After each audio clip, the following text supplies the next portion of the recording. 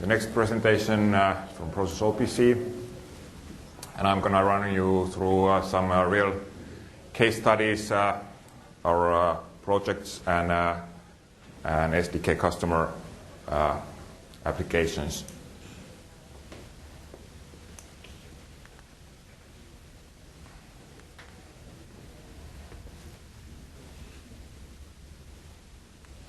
Okay, it's just a bit slow. And start by introducing Prosys OPC shortly. We are a company in Espoo, specialized in automation software development, especially in OPC development for around 20 years. And we've been specializing now for OPC UA development for the last 10 years. And our solutions are key components for the industrial internet, as all the OPC components in general. And we have produced OPC UA products. We have a set of free tools that anyone can use for testing and learning OPC UA in practice. We have client applications for any operating system, and also for the Android operating system or Android phones, tablets. And we have this simulation server that Pasi already mentioned in the previous presentation about security. And these applications are built with Java, which has been multi-platform already since the beginning. So these applications typically can run on Windows, Linux, OS X. And as Eric explained, .NET is now targeting also the multi-platform capabilities, but we already have these applications up and running. And our main product has been the Java SDK, which is built on top of the OPC Foundation Java stack, providing the easy-to-use, high-level API for adding OPC UA capabilities for any Java application. And then on top of that, we now released this year new off-the-shelf products for end users, simple OPC UA historian and a Modbus server. And the Modbus server is just kind of converting the insecure Modbus communication to secure OPC UA communication. It has Modbus master and Modbus slave functionalities, and it's providing a bit higher level information model than what Modbus provides. Modbus really doesn't provide anything else than registers, and we are using the OPC UA to add some semantics in the information as well. And the historian is a gateway product, kind of. You can connect it to underlying OPC UA servers, add history to selected signals, store it in a secure database in the background, and then you can access this information from any OPC UA client application or from a secure application. And it's providing a single point of access also to the underlying information. You can access the current data and the history from the same server. That's the main idea.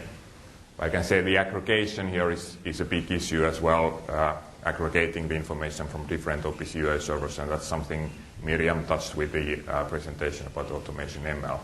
And maybe this product might catch some information modeling capabilities as well in future.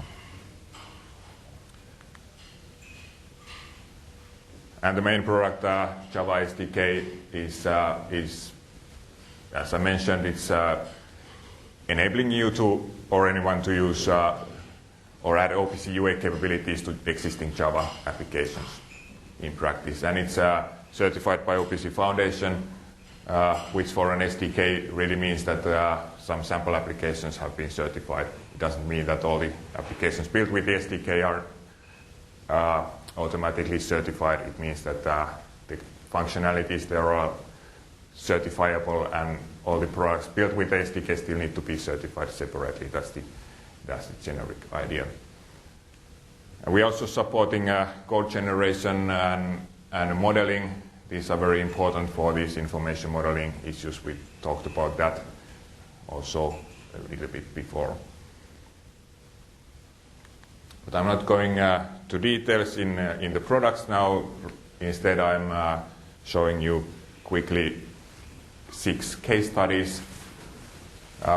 We've been helping Finnish companies Neste Jacobs and Valio build their OPC UA products and implementations in practice, and then we have customers for our SDK that have added capabilities for their applications with our SDKs. Neste Jacobs is a very interesting case. They have this advanced process control system called NAPCON, and it's originally for highly optimized control of petrochemical processes coming from the Neste Oil side, but it's later applied for other processes as well. And it's now rebuilt completely based on OPC UA information models. And actually it's developed on .NET, so nothing to do with our Java SDKs. And we've provided the consultation for Neste Jacobs for several years, and now it's more or less taken over by Neste Jacobs themselves. But it enables integration of DCS and PLC data, bringing in the information from different automation systems, and on the other hand, it integrates all the application models that are part of the system itself.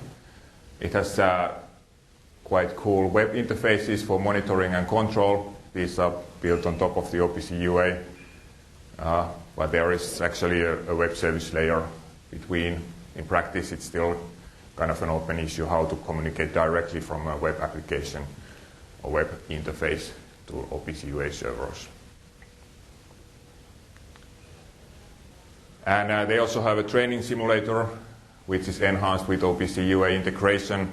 In practice, this means that we built them also a hardware-based training simulation room, introduced Beckhoff PLCs to simulate the actual data, and there are some hard switches that can be switched on off at the training room, and the information is taken to the NAPCON Informer application, which is running a simulation of the process in the background. And this is used for training operators how to run the production plants, oil refineries, for example, where they can also try different controlling strategies and see how it really ends up if they do different control maneuvers there. So they don't need to play with a real process, which can be quite expensive if it goes wrong. The second case is Valio. Everybody in Finland, of course, knows they are producing the milk and milk products. And they have a lot of production sites in Finland, and now they have OPC UA in use in all of their sites, I think, in practice already. OPC UA enables wide distribution of the production information for them because it's providing the security in practice. They have the security principles there now that in practice they have still OPC Classic applications, OPC Classic servers there quite much. OPC UA servers are still coming up, and especially when you have a real production site, things are not changed right away when the new product versions are available. But everything is converted to OPC UA with OPC UA gateway products. And OPC UA security is used whenever we are crossing network borders, like here and here. So that in practice means that the firewalls can be very strictly closed, except for the defined OPC UA communication. So the production information is delivered to office network always via a demilitarized zone network, which is this one here in between. So we have one UA gateway that's kind of hiding all the production information behind it, and it can be accessed from the office network, but it needs to go through this site. So if we would have a potential attacker to the production side, he needs to attack this part first, get through to the OPC UA gateway, and only after that he can get to the automation network. So that's a kind of generic guideline for building this kind of secure communication between those networks.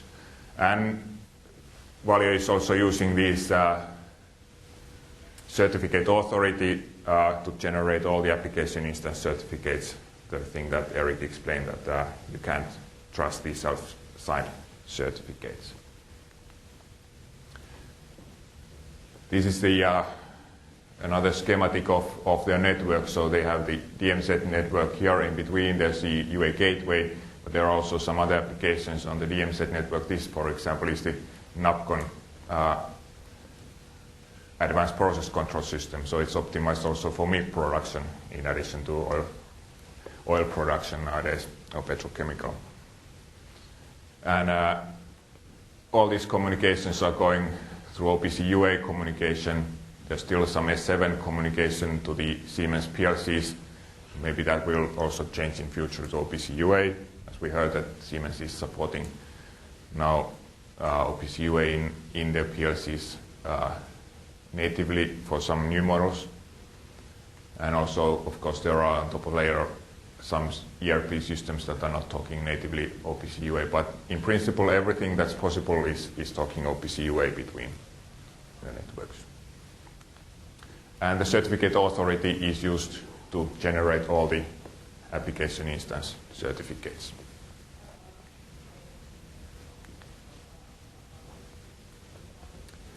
The next one is case Next9. Next9 is providing a virtual support engineer product which is used for remote monitoring.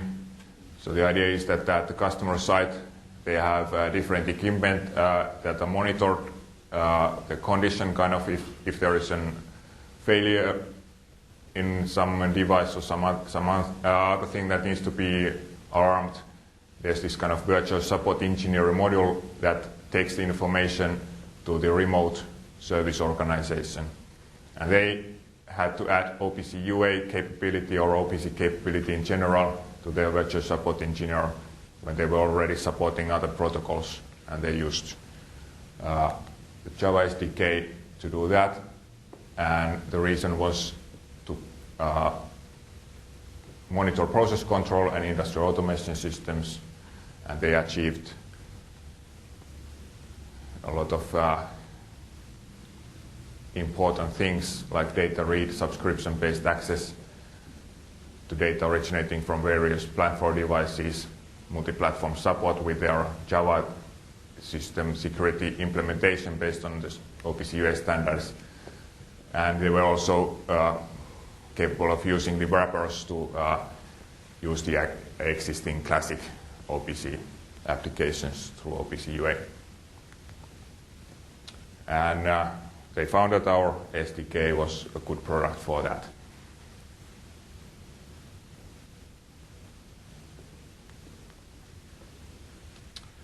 Another interesting case is FLIR. They have an intelligent transport system used for road and tunnel monitoring. They are using video capture and a lot of sensors to capture different information from the traffic systems. They also have a redundant system there existing, and they also have a web user interface. This is a web user interface for monitoring, reporting the stuff. They get a lot of events and alarms from their system.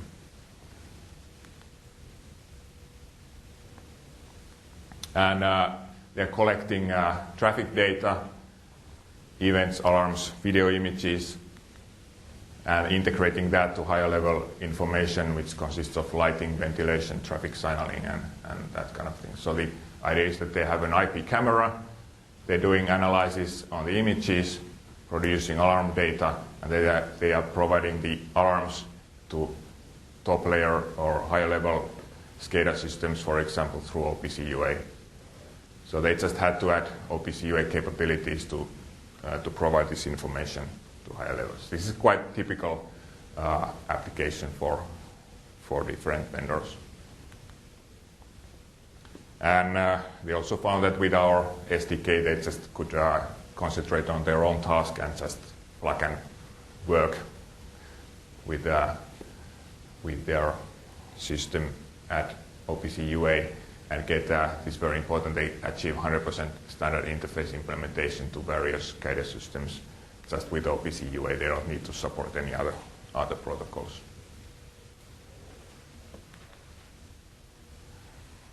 Another very interesting case, for some reason they are all interesting, at least to me, is Bosch Rexroth. They have a new, it's not a PLC, they call it MLC, Emotional Logic Control, and they've integrated Java into the MLC or PLC. And it's running on side of the real-time PLC application. They can run non-real-time Java applications. And it's not only for OPC UA, it's for running different applications. And they want to use Java for some things. They don't want to write everything with the PLC, ladder logic, or the newer structured languages. But they want to use kind of real programming language like Java for that. So they incorporated Java in their device. And they have a web connector now running there, and it has an OPC UA client, for example, and also MQTT brokers and a web server and all different things running on Java in the PLC or MLC. And they're using the Java OSGI module system, which enables you also to update different modules without restarting the whole application on the PLC. So they can update modules kind of online. And they are also using this to take data from the production system that they're monitoring with OPC UA client, for example. They are taking it to cloud systems. They're using Oracle Stream Explorer, for example, Oracle Cloud Services, and the MQTT protocol for that. So now today we've been talking a lot of this Microsoft AMQP protocol, which is the first version of the publish subscriber model. Maybe in future OPC PubSub model will also add more support for other protocols like MQTT and so on. But at the moment, Microsoft is leading the way, so we're using AMQP. Well, we also support MQTT actually. Yeah. People have just not asked for it yet. If you ask for it, we'll... And the PubSub spec is you need to write one page for MQTT. Yeah. And then it's in. It's just we didn't find anybody who did the prototyping for it. So if there are volunteers, we have MQTT in the first release. Yeah. Yeah, no, there is interest in adding MQTT also to the first release, but it's more a question of prototyping than writing the spec. Yeah. Yeah, I can repeat to the video that Matthias down here confirmed that MQTT is just a piece of cake and it will be added in a short time. The AMQP specific part of the spec is communication. And the difference between AMQP and MQTT, in AMQP you can send header information, which you cannot do in MQTT. And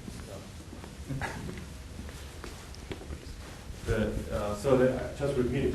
The AMQP part in the PubSub spec is 3 pages. And 2 of the 3 pages is header mapping. And MQTT has no headers, so you don't need header mapping, so it's 1 page. So it's easy to add.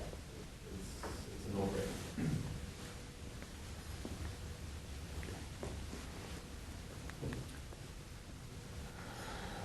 Okay, and then the last case, this is the latest one. I can say that for the case studies, we have some brochures on our table there at the exhibition. But for this one, this is so new that I just got the information and the latest corrections yesterday from Aachen. They've been doing a very nice prototyping for Industry 4.0 related things, somehow related to what Miriam was talking about, also these plug and work systems. And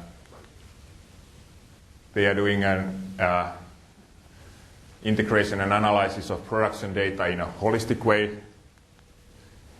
develop knowledge graphs for semantic and smart data applications, for intelligent information exchange that is based on service-oriented architectures and loosely coupled systems by means of DDS, OPC UA, for example. DDS is another communication, PubSub communication protocol like MQTT a little bit, but also somehow somewhere competing with OPC UA. Maybe it's actually it's not really competing, no, but we have even people from DDS experts in the OPC UA PubSub working group. yeah, And so DDS mapping is another option we're discussing now. yeah, There's a joint activity with like the groups that define DDS to define the OPC DDS gateway and also some PubSub integration. yeah. And there's actually the internet, how is it? The IIC, the Internet Industrial Internet Consortium, yeah. The American counterpart of Industry 4.0 kind of. They originally used DDS, but now they're also taking OPC UA in their reference architecture, working together with the Industry 4.0. And therefore, that's kind of a short introduction to DDS as well. But in general, these applications are enabling Industry 4.0 solutions in context of existing production sites. That's important in existing production sites. Here's the complete reference where they've published their work. And this is a schematic diagram of the plug and produce, as they call it. So the idea is that here are the existing devices. There might be some PLCs. Here it says that might contain an embedded OPC DA, but of course there are no embedded OPC DA in PLCs, but it means rather that might have the OPC DA server running on a PC on top of that. And but the idea is that we have now OPC UA server running somewhere. It's either through the gateway communicating with an existing OPC DA, or then there can be a direct OPC UA communication to the existing devices. But they are developing these kind of intelligent software agents that are communicating with these devices and providing the information to the top layer of the system, like MES systems, ERP systems, logistics, IT services. But the interesting thing here is that they're actually using MQTT on this level to notify these applications in real time, kind of with the publish-subscribe model.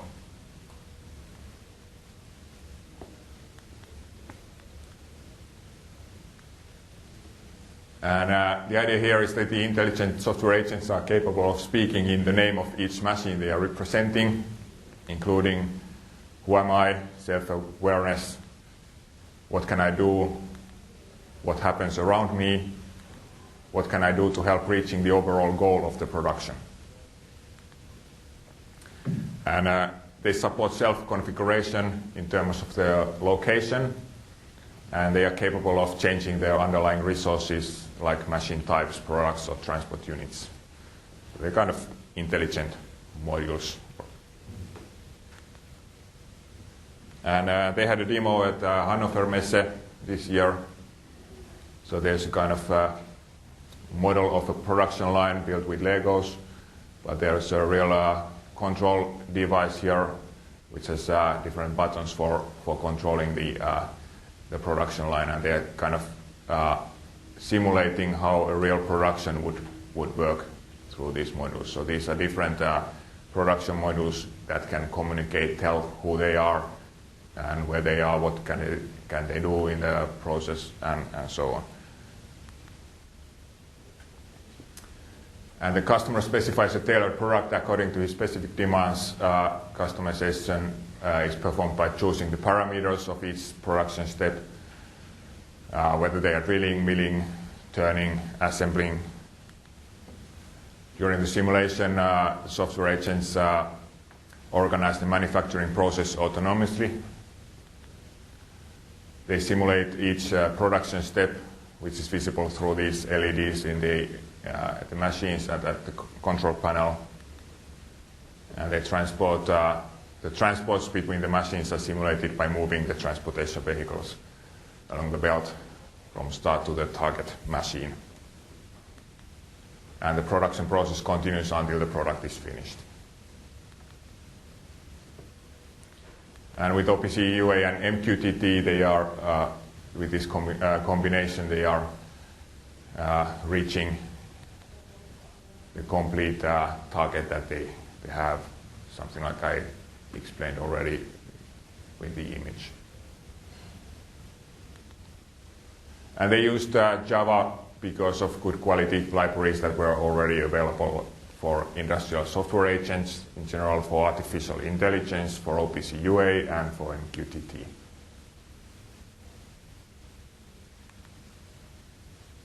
So, thank you. That was my quick run, although I'm probably late. That's always the toughest part when I do my presentation. I need to be in time, but I never make it. But still, questions for me?